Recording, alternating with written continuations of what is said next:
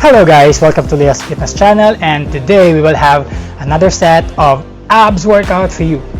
So I hope you guys are excited for this video, but before that, don't forget to hit like and subscribe. Thank you.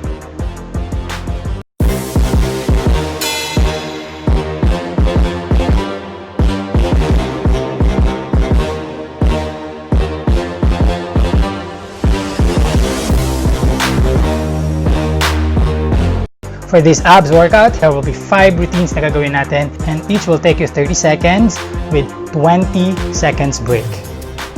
So these are just 2 rounds. This is good for beginners who would really want to build those abdominal muscles. But if you are into the average or mamaw level of working out dudes, you can do this 3 to 4 times, 3 to 4 sets actually. So wag natin ito patagalin.